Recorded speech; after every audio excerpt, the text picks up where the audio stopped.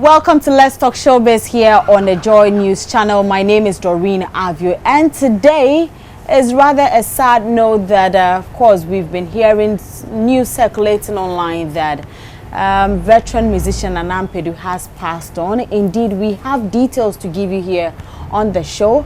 If you see me or actually feel the way I'm talking, I'm sorry, but he was a great musician and we all loved him. I'll bring you details on that. Also, rapper Chime Kwame gave a beautiful speech at an event recently, and well, a lot of people have been touched by this speech. And also I have some updates on comedian Waris, who is doing so well for himself. This is Let's Talk Showbiz. Don't go away. If you're just joining me, this is Let's Talk Showbiz, and well, we're starting with veteran musician Nana Pedu. So this morning we all woke up, you know, usually on WhatsApp and other media platforms, you hear people sending all sorts of messages. When we initially heard it, there were reports that it wasn't true. Some said he was in coma, some said he was in critical condition and at the hospital. So we're all waiting to hear what exactly is going on. But later this afternoon, my team and myself, of course, my team put together a call through to CEO of Gamro, who happens to be Eja Abraham. Yes, Eja Abraham. And he confirmed that indeed the veteran musician Nana Pedu had passed on. And he went on to give us more details of how Gamro and other people or personalities were supporting him until his demise. And also he made a revelation of how he had a dream today at dawn about how Nana Pedu came into his dream and said bye-bye to him. He said a lot of things, and I believe that it's time for us to hear from Eja Abraham himself, confirming the news and also telling us more about what exactly happened. I understand that, Eja Abraham, you were very close to him and you knew him very well. How has the news hit you? Well, for me, there is something that I can tell you, and I've not told anybody. And this can be exclusive to you. This morning around midnight, around 12:30 to 1, I had a dream. And in that dream, Nana, I've been very close to Nana. But in that dream, he came to me and said he wanted to bid me farewell and he was leaving. So I checked the timings for around 1:30 a.m. So I didn't sleep again. But when I came to the office, I called my staff and I said, look, throughout my life and relationship with Nana, I've never had a dream with him involved. But today, this was the dream I had. So we all need to pray and to look up to God and see and know what is happening. And it was on that basis that I had a close connect to the member of the family, and I was told he's passed on. Right, so that was Eja Abraham giving us details on the passing of veteran musician Nana Pedu, and well, we are all looking forward to get more details as my team is actually at his residence at the moment. Once it comes up, you get more details on our subsequent bulletins on our various platforms. Right, so rapper Chime Kwame gave a touching speech at the Global Citizen Live on Climate Clock, and for him, I guess he was the only Ghanaian musician on that platform, and he did a good job. Apart from his name that was mentioned, funny, but it's normal. With other countries, you don't expect them to know our language. So, I mean, Chime Kwame, no, it's rapper Chime Kwame. So if you missed out on that, here are excerpts of the speech he gave at the program. Please make welcome Ghanaian musician and Climate Clock ambassador, Chime Kwame. Greetings from Ghana. Last month, top UN scientists declared cold red for humanity. Climate disruption is not just something that is happening out there in the future. It's happening here and now. We are running out of time to change our course. Every minute, every second counts. This is the climate clock, which people around the world are using to send the message to world leaders that we need to act in time. The clock shows that we have 7 years. It's a deadline to achieve 100% renewable energy and turn it into a lifeline. This is our best chance to save humanity, the window of hope. All of us across West Africa and the world, we must fight climate justice. We need to build 100% renewable energy for the future to protect the one and only earth that we have. As a climate clock ambassador, I invite you to join me to bring this clock to every nation, every city, every village, so that all of us can have one unified message. We must turn away from fossil fuels, the energy of destruction and death, and towards clean, renewable energy, the energy of nature and life. Thank you very much, Chime Kwame. The time is now. Thank you.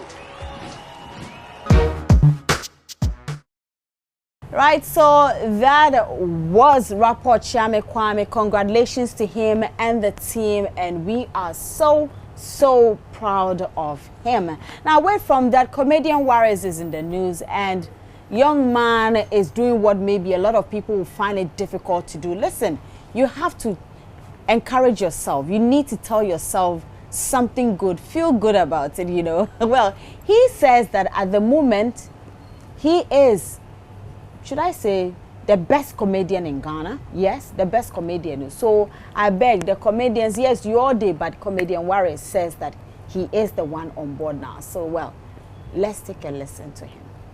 I don't think I'm the biggest. When you check my works that I'm doing, you know that I can't look down on the work I'm doing. It was during COVID that I shot a TV series, during COVID.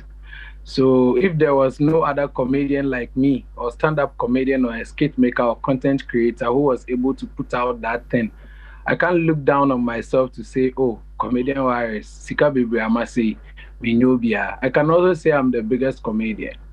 You understand? Yeah. And I've made a lot of moves. I've traveled to actually create a project of which would be in town pretty soon. And aside all the series, I'm about to do my own show pretty soon. So all angles, when you look at it, I'm doing well with skits, I'm doing well with stand-up, I'm doing well with my series, I'm writing a lot of content.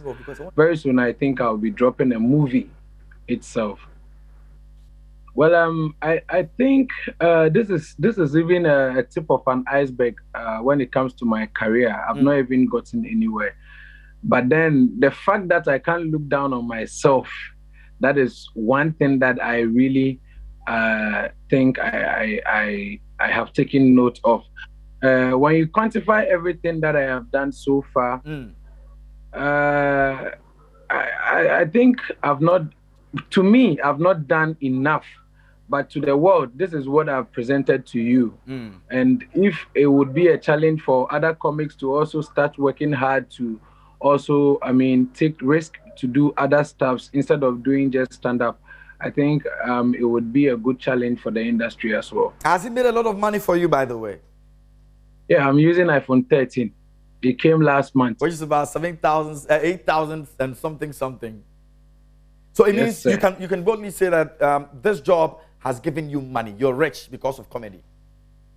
I'm not rich, but I'm comfortable and I'm peaceful. You understand? If I say I'm rich, it means I'm having a luxurious house and I am having a car. I don't have a car, but every other thing that every comic or any other artist has to do when he's putting up a show, I have done. I have billboards in town. I have a lot of things that tells you that when you come to Accra and then you are roaming around and you see all those types, you know that this is one of the biggest comics in Ghana. Call them the Music Magic Sisters, and you won't be far from the truth.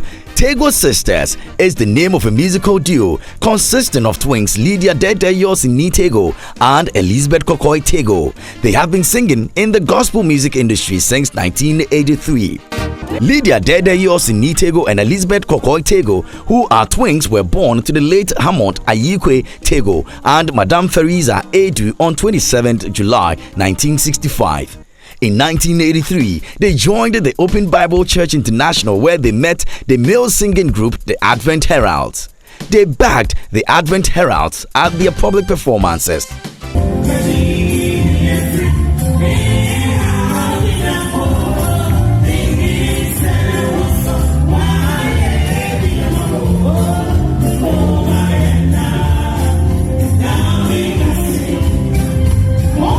In 1985, they met the late Reverend Francis Akwesiamwako, who became their mentor. Under his guidance, they toured far and wide, both in and out of Ghana, and gained fame. Their first album, Nyame Yekese, which was written by the Advent Heralds, was released in 1987. Orichiche and Stay in My Heart followed in 1988.